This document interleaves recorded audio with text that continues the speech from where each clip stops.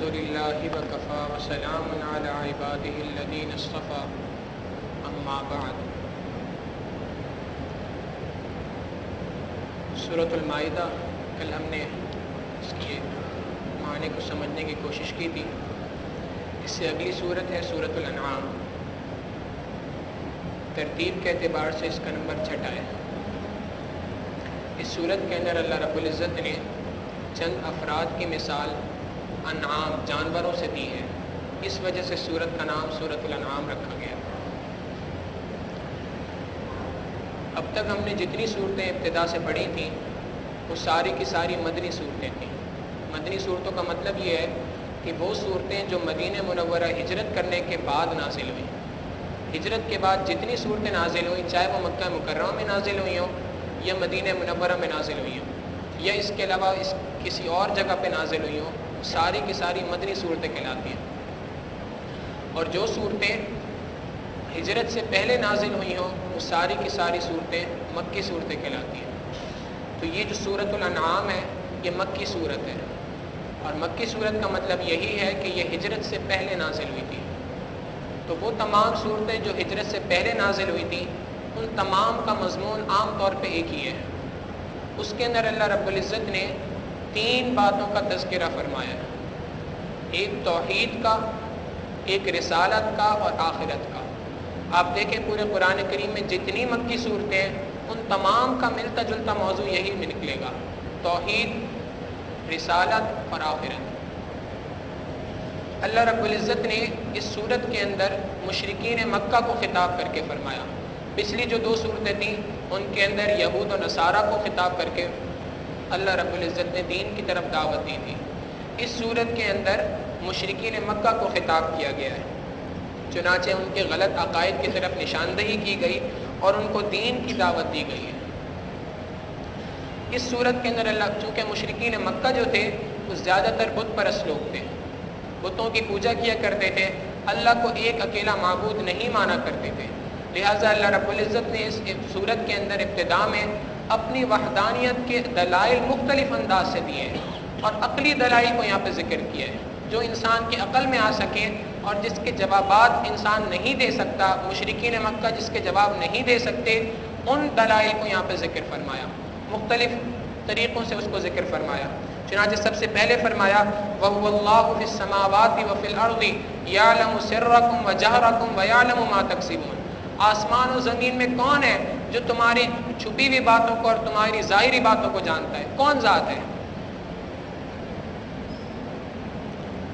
مشرکین مکہ کی ایک عادت تھی کہ وہ نبی علیہ الصلوۃ والسلام سے منہ مانگا معجزہ مانگا کرتے تھے۔ پچھلے انبیاء نے بھی اپنے نبیوں سے منہ مانگا معجزہ مانگا کہ جی اگر آپ نبی ہیں تو یہ کام کر کے دکھائیں، اگر آپ نبی ہیں تو اللہ تعالیٰ سے یہ دعا کر کے دکھائیں۔ کل بھی ہم نے پڑھا تھا عیسیٰ علیہ الصلوۃ والسلام سے ان کے حواریوں نے کہا تھا کہ اگر آپ واقعی اللہ کے نبی ہیں تو ہمیں اللہ تعالیٰ سے دعا کریں، ہمارے لیے دسترخوان اتار دیں۔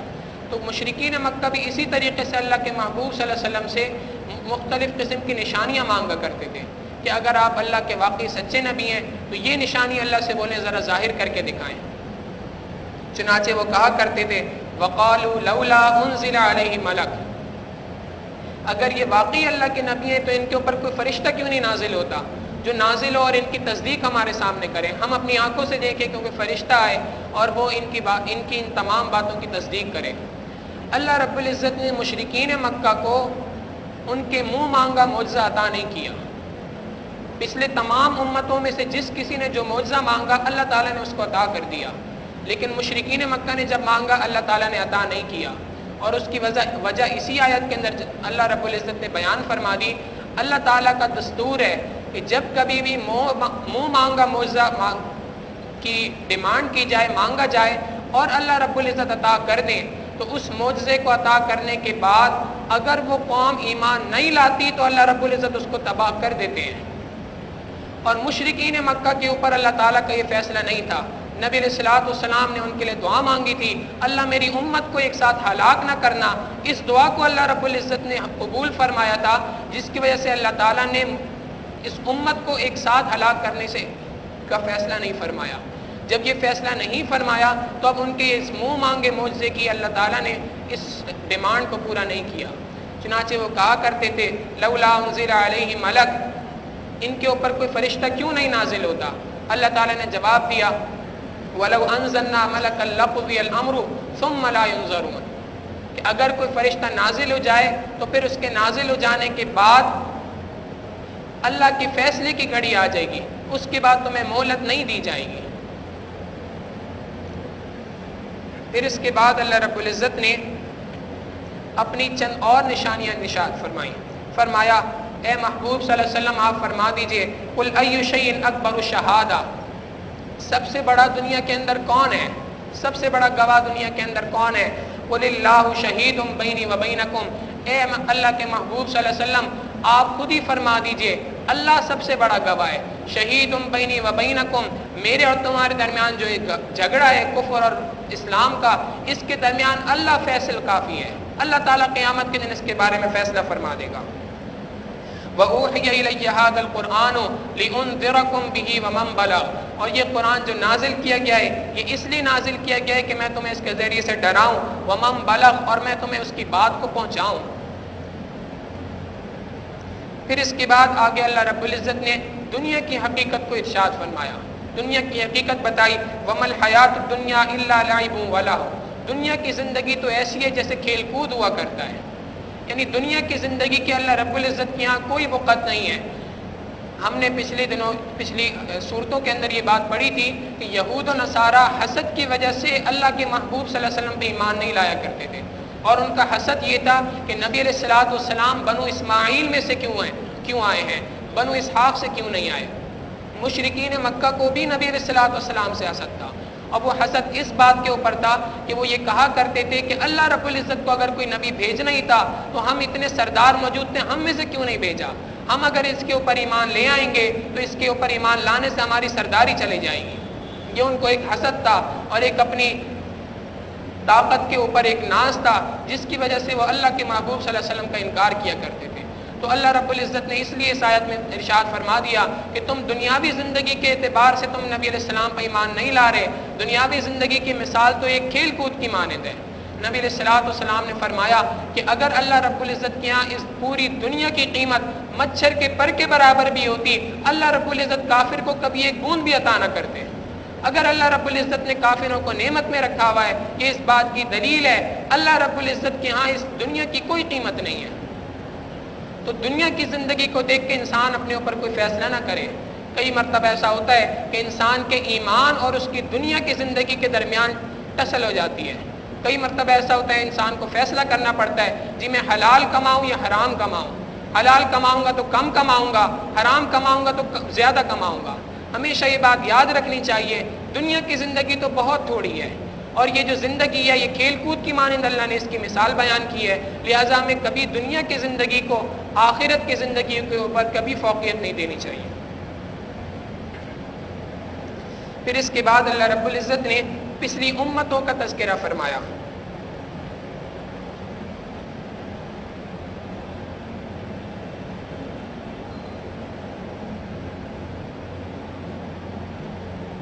اللہ رب العزت نے وَلَقَدْ أَرْسَلْنَا إِلَىٰ أُمَمٍ مِّن قَبْلِكَ فَأَخَذْنَاهُمْ بِالْبَأْسَاءِ وَالضَّرَّاءِ لَعَلَّهُمْ يَتَضَرَّعُونَ، اللہ تعالیٰ نے پچھلی امتوں کا ذکر فرمایا کہ ہم نے پچھلی تمام امتوں کے اوپر مختلف قسم کے رسول بھیجے، انہوں نے ان کا انکار کیا تو ان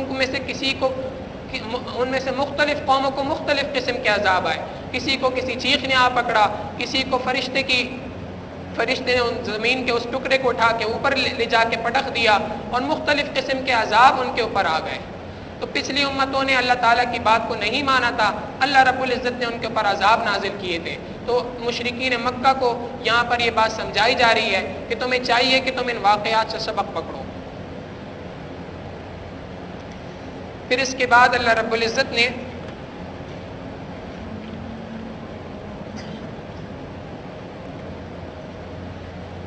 انسانوں کے ساتھ ایک شکوہ فرمایا ہے۔ آپ دیکھیں اللہ رب العزت کی ذات کتنی بڑی ہے اور وہ ہمارے ساتھ شکوہ فرما رہے ہیں، یہ اللہ تعالیٰ کی محبت کا انداز ہے۔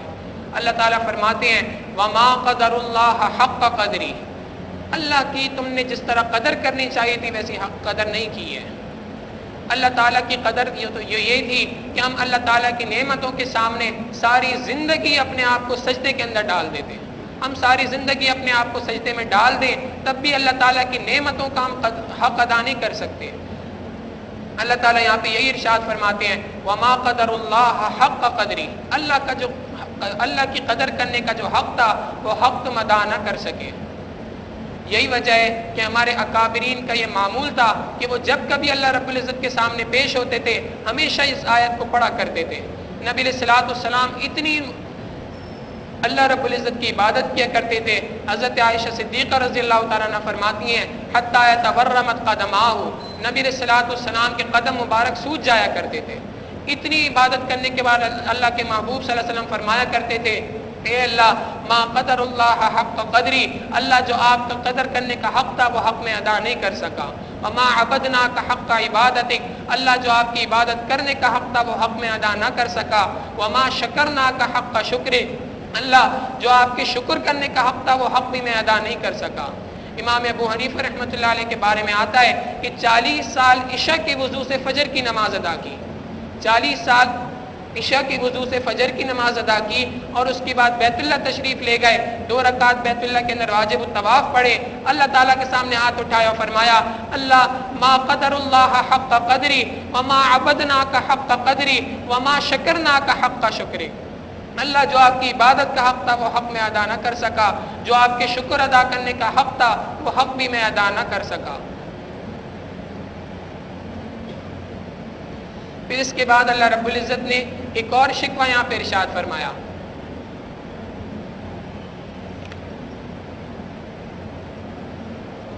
وہ شکوہ یہ ہے کہ مشرکین مکہ کی یہ عادت تھی کہ وہ اپنے تجارتی سفر بہت زیادہ کثرت سے کیا کرتے تھے. ان کا جو ذریعہ معاش تھا عام طور پہ وہ تجارت ہی ہوا کرتا تھا. چنانچہ ایک ملک سے چیزیں لے کے آیا کرتے تھے اور دوسرے ملک میں لے جا کے بیچ دیا کرتے تھے. شام سے اکثر یہ اپنی تجارتی سامان خریدا کرتے تھے اور مکہ میں لا کے بیچ دیا کرتے تھے. تو ان کے جو سفر تھے وہ اکثر جو ہے وہ سمندر کے اوپر ہوا کرتے تھے. اب سمندر کے اوپر جب یہ سفر ہوا کرتے تھے تو سفر کے درمیان کئی مرتبہ جو ہے وہ سمندر کے اندر طوفان آ جایا کرتا تھا اور مختلف قسم کی جس کو کہتے ہیں ہائی ٹائڈز، بہت گہری قسم کی موجیں آیا کرتی تھیں. تو ان موجوں کے اندر اور اس وقت پہ اللہ تعالیٰ سے ہی دعا مانگا کرتے تھے. اللہ تعالیٰ ارشاد فرماتے ہیں قُلْ مَن يُنَجِّيكُم مِّن ظُلُمَاتِ الْبَرِّ وَالْبَحْرِ تَدْعُونَهُ تَضَرُّعًا وَخُفْيًا، تم جب سمندر کے اندر اللہ رب العزت کو گڑ گڑا کر اور خفیہ طریقے سے اللہ تعالیٰ سے مانگتے ہو تو اس وقت کون ہے جو تمہیں نجات دیتا ہے. یعنی یہ ویسے تو بتوں کی پوجا کیا کرتے تھے اور اپنے معبودوں کو پکارا کرتے تھے، لیکن جب کبھی یہ مصیبت کے اندر آیا کرتے تھے تو اس وقت پہ اللہ کی ذات کو ہی بلایا کرتے تھے اور اسی کو پکارا کرتے تھے اور کہا کرتے تھے لَإِنْ أَنْجَانَا مِنْ هَٰذِهِ لَنَكُونَنَّ مِنَ الشَّاكِرِينَ، اللہ اگر آپ نے ہمیں اس سے نجات دے دی تو ہم آپ کے شکر گزار بندے ہوں گے. قُلِ اللَّهُ يُنَجِّيكُم مِّنْهَا وَمِنْ كُلِّ كَرْبٍ، اے محبوب صلی اللہ علیہ وسلم آپ فرما دیجئے اللہ ہی تمہیں اس سے نجات دیتا ہے اور جو کوئی تمہیں تکلیف ہوتی ہے اللہ ہی اس سے تمہیں نجات دیتا ہے. ثُمَّ أَنْتُمْ تُشْرِكُونَ، پھر اس کے بعد بھی تم اس کے ساتھ شریک ٹھہراتے ہو، اس کے بعد بھی تم شرک کرتے ہو. تو یہاں پر یہ بات ارشاد فرما کر ہمیں اور آپ کو یہ سبق دے دیا کہ ہمارے اندر بھی یہ عادت اور خصلت نہیں ہونی چاہیے کہ ہم جب کبھی مصیبت کے اندر آئیں تو اللہ تعالیٰ کے دروازے پہ آئیں، اللہ سے گڑ گڑا کے مانگیں، اور جب کبھی وہ مصیبت اللہ تعالیٰ ٹال دے تو ہم اس کے دروازے سے ہی پھر جائیں. پھر اس کے بعد اللہ رب العزت نے ایک اور عقلی دلیل ارشاد فرمایا قُلْ أَنَدْعُو مِن دُونِ اللَّهِ مَا لَا يَنفَعُنَا وَلَا يَضُرُّنَا وَنُرَدُّ عَلَىٰ أَعْقَابِنَا بَعْدَ إِذْ هَدَانَا اللَّهُ. اے محبوب صلی اللہ علیہ وسلم ان کو کہہ دیجئے کہ یہ اللہ کو چھوڑ کے جس کسی کو پکارتے ہیں کیا وہ ان کو کوئی فائدہ دے سکتا ہے، وہ ان کو کوئی نقصان دے سکتا ہے یا نہیں دے سکتا. ظاہر ہے کہ بت تو اپنے اوپر سے مکھی نہیں اڑا سکتے تو وہ ان کو فائدہ اور نقصان کیسے دے سکتے ہیں. جب وہ فائدہ اور نقصان نہیں دے سکتے تو وہ ان کے معبود کیسے ہو سکتے ہیں. اللہ تعالیٰ نے اپنی وحدانیت کی ایک اور عقلی دلیل یہاں پہ ارشاد فرمائی. پھر اس کے بعد اللہ رب العزت نے انبیاء علیہ الصلوۃ والسلام کا ذکر کرنا شروع کر دیا. چنانچہ سب سے پہلے ابراہیم علیہ الصلوۃ والسلام کا ذکر فرمایا اور ان کے بارے میں ارشاد فرمایا وَإِذْ قَالَ إِبْرَاهِيمُ لِأَبِيهِ آزَرَ أَتَتَّخِذُ أَصْنَامًا آلِهَةً. ابراہیم علیہ الصلوۃ والسلام کے جو والد تھے وہ مشرک تھے. آپ دیکھیں ابراہیم علیہ السلام کے لیے کتنی بڑی آزمائش تھی کہ وہ یہ دیکھ رہے تھے کہ میرا باپ جہنم کے اندر جا رہا ہے. چنانچہ انہوں نے اپنے والد سے کہا اتتخذوا اصناما آلہہ، کیا آپ ان بتوں کو اپنا معبود بناتے ہیں؟ انی اراک وقومک فی ضلال مبین، بے شک میں آپ کو اور آپ کی قوم کو کھلی گمراہی کے اندر دیکھ رہا ہوں. یہ جو آپ کر رہے ہیں تو بہت کھلی گمراہی ہے. پھر اس کے بعد اللہ رب العزت کے حکم سے ابراہیم علیہ السلام نے اپنی قوم کو سمجھانے کا ایک نیا انداز اختیار کیا. چنانچہ اللہ تعالیٰ فرماتے ہیں فلما جن علیہ اللیل رأى کوکبا، جب رات کا وقت آ گیا تو اس وقت پر جو ستارے تھے وہ ستارے چمکنے لگ گئے. تو ابراہیم علیہ السلام نے فرمایا ھذا ربی، یہ میرا رب ہے. فلما افل قال لا احب الافلین، جب وہ ستارے چمکنا بند ہو گئے اور وہ غائب ہو گئے تو انہوں نے کہا کہ میں غائب ہونے والوں سے اور ان ایسی چیزوں کے ساتھ میں محبت نہیں کرتا، میں ایسی چیزوں کو اپنا معبود نہیں سمجھتا. فلما رأى القمر بازغا قال هذا ربی، جب انہوں نے اس کے بعد چاند کو چمکتا ہوا دیکھا، چاند کو نمودار ہوتا ہوا دیکھا، فرمایا هذا ربی، یہ میرا رب ہے. فلما افل قال لئن لم يهدني ربی لاكونن من القوم الضالین، جب وہ چاند جو نمودار ہوا تھا وہ غائب ہو گیا تو پھر فرمایا کہ اگر میرا رب مجھے ہدایت نہ دیتا تو میں تو گمراہ لوگوں میں سے ہوتا. یعنی یہ چاند بھی میرا معبود نہیں ہو سکتا. یہ کیسا معبود ہے جو تھوڑی دیر کے لیے آئے اور اس کے بعد غائب ہو جائے. فلما رأى الشمس بازغا، جب انہوں نے سورج کو چمکتا ہوا دیکھا قال هذا ربی، انہوں نے کہا یہ میرا رب ہے. هذا اکبر، یہ تو سب سے بڑا ہے. فلما افلت، جب سورج بھی غروب ہو گیا قال یا قوم انی بریء مما تشرکون، فرمایا اے میری قوم جو شرک تم کرتے ہو میں اس سے اپنے آپ کو بری و ذمہ قرار دیتا ہوں، میں اس سے اپنے آپ کو بری قرار دیتا ہوں، میں اس شرک کے اندر تمہارے ساتھ شریک نہیں ہو سکتا. بلکہ انی وجہت وجہی للذی فطر السماوات والارض حنیفا، میں اپنے چہرے کو یکسو ہو کر اس ذات کی طرف پھیرتا ہوں جس نے آسمان اور زمین کو پہنایا. وما انا من المشرکین، اور میں مشرکوں میں سے نہیں ہوتا. پھر اس کے بعد اللہ رب العزت نے کچھ چند اور عقلی دلیلیں ارشاد فرمایا ان اللہ فالق الحب والنوا، گندم کے دانے کو زمین کے اندر سے اگانے والی ذات کون ہے؟ ان اللہ کی ذات ہے. یخرج الحی من المیت ومخرج المیت من الحی، زندہ سے مردوں کو نکالتا ہے اور مردوں سے زندہ کو نکالتا ہے. مردوں سے زندوں کی مثال جیسے چوزا ہوتا ہے وہ انڈے کے اندر سے نکلتا ہے. تو انڈا بے جان چیز ہے، بے جان چیز سے جاندار چیز کو نکالنے والی ذات کون ہو سکتی ہے اللہ کے سوا؟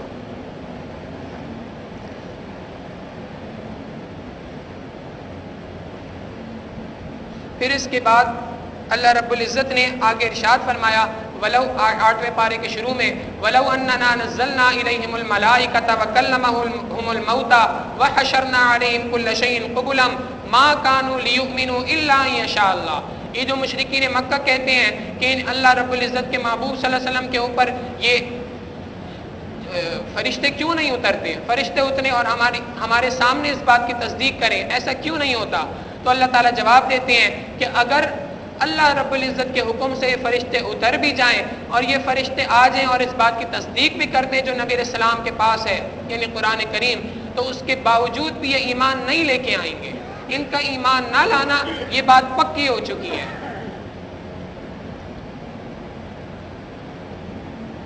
پھر اس کے بعد اللہ رب العزت نے آخر کے اندر تمام مشرکین مکہ کو بالخصوص اور تمام اہل کتاب کو، تمام افراد کو ایک ساتھ مل کر ایک وصیت فرمائی ہے کہ تم سب کے سب جو مختلف باتیں کرتے ہو تم سب کے سب ایک بات کے اوپر تم متفق ہو. میں اس بات سے تمہیں کچھ چند وصیتیں کرتا ہوں، وہ وصیتوں کو تم یاد رکھ لو اور اسی کے اوپر کم از کم عمل کر لو. اللہ تعالیٰ فرماتے ہیں قل اے محبوب صلی اللہ علیہ وسلم آپ فرما دیجئے تعالوا اتل ما حرم ربکم علیکم الا تشرکوا به شیئا. یہ چند نصیحتیں اللہ رب العزت فرما رہے ہیں کہ تم اللہ کے ساتھ کسی کو شریک نہ کرو. اس کے اوپر تمام کے تمام ادیان متفق ہیں. وبالوالدین احسانا، والدین کے ساتھ حسن سلوک کرو، ولا تقتلوا اولادکم من املاق، اپنی اولاد کو جان بوجھ کے قتل نہ کرو۔ مشرکین مکہ کی عادت تھی کہ وہ اگر کوئی لڑکی پیدا ہوتی تھی تو اس کو قتل کر دیا کرتے تھے۔ ولا تقربوا الفواحش ما ظهر منها وما بطن، اور ظاہری اور باطنی طور پہ فحش کام نہ کرو، فحاشی کو پھیلانے والے کام نہ کرو۔ ولا تقربوا مال الیتیم الا بالتی ہی احسن، اور یتیم کا مال نہ کھاؤ۔ یہ اللہ رب العزت نے چند وصیتیں فرمائی، ذالکم وصاکم بہ لعلکم تعقلون، یہ اللہ رب العزت تمہیں وصیت کرتا ہے تاکہ تم عقل رکھو، تاکہ تم اس کے ذریعے سے عقل مندوں والا فیصلہ کرو۔ پھر اس کے بعد اللہ رب العزت نے نبی علیہ الصلوۃ والسلام کو ارشاد فرمایا، اے میرے محبوب صلی اللہ علیہ وسلم، آپ نے ان کو عقلی دلائل بھی دے دی ہیں، آپ نے ان کے سامنے تمام باتیں رکھ دی ہیں، اب ان کے سامنے کوئی چیز بھی ڈھکی چھپی نہیں رہی ہے، یہ اللہ رب العزت کی ذات کو اچھی طرح سے پہچان گئے ہیں۔ جب یہ پہچان گئے ہیں تو اب اے محبوب صلی اللہ علیہ وسلم آپ کھلم کھلا یہاں پر اعلان کیجئے، قل اننی ہدانی ربی الی صراط مستقیم، بے شک میرے رب نے مجھے سیدھے راستے کی طرف ہدایت دی ہے، دیناً قیما ملت ابراہیم حنیفہ، ہمیشہ قائم رہنے والا دین جو ابراہیم علیہ السلام کی ملت ہے، وما کان من المشرکین، اور میں شرک کرنے والوں میں سے نہیں ہوں۔ قل ان صلاتی ونسکی ومحیای ومماتی للہ رب العالمین، میری نماز، قل ان صلاتی ونسکی، میری نمازیں، میرے حج کے مناسک، ومماتی للہ رب العالمین، تمام کی تمام چیزیں اسی پروردگار کے لیے ہیں جو دونوں جہانوں کا مالک ہے۔ اللہ رب العزت کی ذات کو میں یکسو بناتا ہوں، اور میں کسی کے ساتھ اللہ کے ساتھ کسی کو شریک نہیں ٹھہراتا، اور میں اللہ رب العزت کے اوپر ہی ایمان لاتا ہوں۔ اے میرے محبوب صلی اللہ علیہ وسلم آپ یہ بات ان کے درمیان کہہ دیجئے۔ نبی علیہ الصلوۃ والسلام نے چنانچہ اس بات کو ارشاد فرمایا، اور اس کے ذریعے سے اللہ رب العزت نے اپنے دین کا ڈنکا پوری دنیا کے اندر بجا دیا۔ چنانچہ سورۃ الانعام اسی مضمون کے اوپر ختم ہوئی ہے۔ اس کے بعد اللہ رب العزت نے اگلی سورت ارشاد فرمائی، سورۃ الاعراف، یہ سورت بھی مکی سورت ہے، اور اس سورت کے اندر بھی یہی تین مضامین کے اوپر بات ہوئی ہے۔ اللہ رب العزت نے ابتدا کے اندر آدم علیہ السلام اور ابلیس کے واقعے کو ذکر فرمایا۔ یہ واقعہ ہم پہلے پارے کے اندر بھی اس کو پڑھ چکے ہیں کہ ابلیس کو اللہ رب العزت نے حکم فرمایا کہ تم آدم علیہ السلام کو سجدہ کرو، اس نے انکار کر دیا، اور اس کے انکار کرنے کے اوپر اللہ رب العزت نے اس کو فرمایا فخرج منہا فانک رجیم، تو نکل جا میرے دربار سے، تو مردود ہے۔ چنانچہ ابلیس نے اس کے اوپر اللہ تعالیٰ سے مہلت مانگی، اے اللہ جب آپ نے مجھے اپنے دربار سے نکال دیا ہے، اب آپ مجھے قیامت تک کی مہلت دے دیجئے، میں آپ کے بندوں کو قیامت کے دن تک رسوا کروں گا، ان آپ کے بندوں کو قیامت کے دن تک اغوا کروں گا۔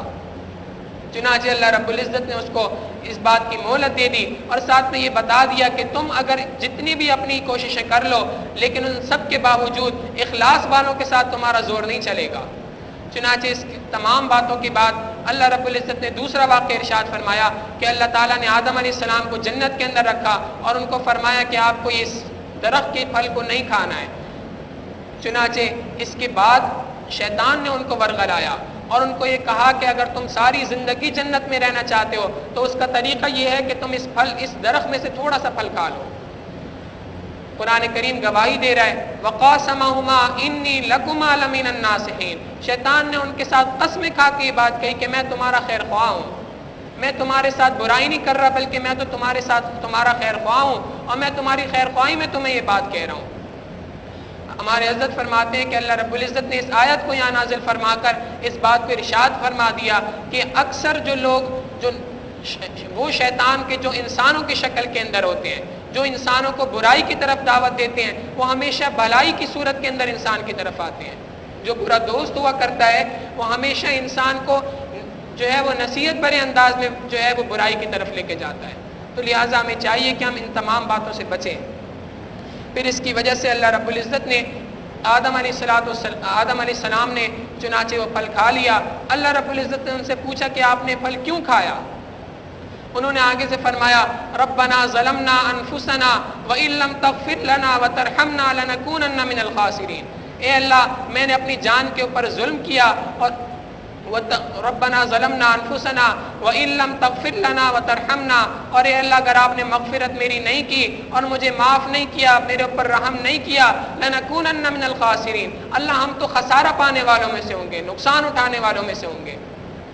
آپ دیکھیں مفسرین نے لکھا ہے کہ دو بندوں نے ایک ساتھ غلطی کی، ابلیس نے بھی ایک غلطی کی اور ایک غلطی آدم علیہ السلام سے ہوئی۔ آدم علیہ السلام سے جو ہوئی اس کو بھول کہتے ہیں، تو ایک بھول آدم علیہ السلام سے ہوئی اور ایک غلطی ابلیس سے ہوئی۔ لیکن ابلیس سے جو غلطی ہوئی، اللہ تعالیٰ نے اس سے بھی پوچھا کہ تم نے سجدہ کیوں نہیں کیا، تو وہ آگے سے اکڑ گیا اور اس نے آگے سے دلیل دینا شروع کر دی، اور یہی بات اللہ رب العزت نے آدم علیہ السلام سے پوچھی۔ آدم علیہ السلام نے آگے فوراً اپنے سر کو جھکا لیا اور اپنی غلطی کا اقرار کر لیا۔ اللہ رب العزت نے آدم علیہ السلام کو معاف فرما دیا اور ابلیس کو ہمیشہ کے لیے راندہ درگاہ کر دیا۔ اس سے پتہ چلتا ہے کہ انسان سے اگر کبھی غلطی ہو جائے، اس کو چاہیے کہ پروردگار کے سامنے فوراً اس غلطی کے اوپر اقرار کر لے، اے اللہ میں اس بات کو جانتا ہوں کہ میں نے غلطی کی ہے، اے میرے مالک میری اس غلطی کو معاف فرما۔ اللہ تعالیٰ کی ذات بڑی رحیم ہے اور بڑی کریم ہے، اللہ تعالیٰ معاف فرما دیتے ہیں۔ پھر اس کے بعد آخر میں اللہ رب العزت نے بنی آدم کو 4 وصیتیں کی ہیں، اور یہ جو نصیحتیں اور وصیتیں کی ہیں، آپ دیکھیں اس میں جو الفاظ استعمال کیے ہیں، ایسا لگتا ہے جیسے ایک شفیق باپ اپنے بیٹے کو سمجھاتا ہے۔ اللہ رب العزت بھی اسی طرح شفقت کے ساتھ ہمیں سمجھا رہے ہیں۔ چنانچہ فرمایا یا بنی آدم قد انزلنا علیکم لباسا یواری سوآتکم وریشا، اے بنی آدم میں نے تمہیں اڑنے کے لیے لباس عطا فرمایا ہے، ولباس التقوی ذالک خیر، جو تقوی کا لباس ہے وہ سب سے بہترین ہے، لہذا تمہیں چاہیے کہ تم اس بات کو سمجھو اور تقوی کو اختیار کرو۔ پھر فرمایا یا بنی آدم لا یفتننکم الشیطان کما اخرج ابویکم، اے بنی آدم تمہیں شیطان اس طرح سے بہکا نہ دے جس طرح شیطان نے تمہارے آباء و اجداد میں آدم علیہ السلام کو جنت سے نکال دیا تھا۔ تیسرا فرمایا یا بنی آدم خذوا زینتکم عند کل مسجد، اے بنی آدم جب کبھی تم مسجد کے اندر جاؤ تو اس وقت زیب و زینت اختیار کیا کرو۔ ہمیں چاہیے کہ ہم مسجد کے اندر آئیں تو کم از کم ایسے زیب و زینت اختیار کر کے آئے کریں۔ زیب و زینت کا مطلب یہ نہیں ہے کہ بہت زیادہ انسان دکھلاوے کے ساتھ آئے، لیکن کم از کم اتنا ہے کہ صاف ستھرے کپڑے تو پہن کے آئے، وہ کپڑے پہن کے جن کو پہن کے دنیا دار کسی انسان کے سامنے انسان نہیں آ سکتا، ان کو پہن کے آج لوگ مسجدوں کے اندر آ جاتے ہیں۔ آخری بات ارشاد فرمائی یا بنی آدم اما یأتینکم رسل منکم یقصون علیکم آیاتی فمن اتقا، اے بنی آدم اگر تمہارے پاس میرے رسول آئیں اور میری آیتوں کو کھول کر بیان کریں، فمن اتقا واصلح فلا خوف علیہم، تو جو کوئی تقوی اختیار کرے گا اور اپنی اصلاح کرے گا، اللہ تعالیٰ اس کے اوپر نہ تو کوئی خوف آنے دیں گے اور نہ کوئی غم اس کے اوپر آنے دیں گے۔ پھر اس کے بعد اللہ رب العزت نے آخر میں انبیاء علیہ السلام کا ذکر فرمایا، نوح علیہ السلام کا ذکر فرمایا، شعیب علیہ السلام کا ذکر فرمایا، اور ان انبیاء کا ذکر فرما کر اپنے محبوب صلی اللہ علیہ وسلم کو تسلی دی ہے کہ اے میرے محبوب صلی اللہ علیہ وسلم یہ جتنے کے انبیاء گزرے ہیں ان تمام نے بھی تکلیفیں اٹھائی ہیں، ان کے ساتھ بھی ان کی قوم نے برائی کی تھی، آپ کی قوم بھی آپ کے ساتھ برائی کر رہی ہے، تو آپ پہلے نہیں ہیں، آپ سے پچھلے انبیاء کے ساتھ بھی ایسا ہوا تھا، لہٰذا آپ تسلی رکھیں۔ اور پھر اس کے ساتھ ساتھ مشرکین مکہ کو بھی اس کے اندر تنبیہ ہے کہ پچھلی امتوں نے ایسا کیا تھا تو ان کے اوپر اللہ تعالیٰ نے اپنی ہلاکت کو نازل فرما دیا تھا، تو اگر تم اس طرح سے اپنے آپ کو ان چیزوں سے بچاؤ گے اللہ تعالیٰ کی ہلاکت کے مستحق نہیں ہوگے۔ اس کے ساتھ ساتھ ہمیں بھی ان باتوں کو سمجھنے کی توفیق، ان باتوں کو ہمیں سمجھانے کی اللہ رب العزت نے یہاں پہ ذکر فرمایا کہ یہ جو انبیاء علیہ السلام کے قصے ہیں ان کے ذریعے سے ہمیں بھی یہ بات سمجھنی چاہیے کہ اللہ کے محبوب صلی اللہ علیہ وسلم کے اوپر ہمیں ایمان لانا ہے، اور اس کے اندر جتنے احکامات ہیں ان میں ہمیں پچھلی امتوں کی طرح کے کام نہیں کرنے ہیں۔ اور اس کے ساتھ ساتھ اس کو اللہ رب العزت نے یہاں جو امت کے ذکر فرمایا اور انبیاء کے ذکر فرمائے اس میں ایک اور وجہ یہ بھی ہے، ایک اس کی نقطہ یہ بھی ہے کہ اللہ تعالیٰ یہاں پر داعی کی صفات بیان فرمانا چاہ رہے ہیں کہ انسان کو اللہ کے ان کی جو قوم تھی انبیاء کی، انہوں نے ان کے اوپر کتنے ظلم ڈھائے، انہوں نے ان کو انکار کیا لیکن انہوں نے اس کے باوجود دعوت کا کام نہیں چھوڑا۔ ہمارے اوپر بھی اگر کبھی ایسا وقت آئے، حالات آئیں، تو ہمیں چاہیے کہ ان حالات کو خوشی کے ساتھ برداشت کریں، صبر کے ساتھ برداشت کریں اور دین کی محنت کے اندر لگے رہیں۔ اللہ تعالیٰ ان باتوں پہ عمل کرنے کی توفیق عطا فرمائے۔ وآخر دعوانا ان الحمد للہ رب العالمین۔ سبحان رب جلال الوهاب اللهم صل على سيدنا محمد وعلى آل سيدنا محمد وبارك وسلم ربنا ظلمنا انفسنا وان لم تغفر لنا وترحمنا لنكونن من الخاسرين صلی اللہ تعالی علی حبیبہ سیدنا محمد وآلہ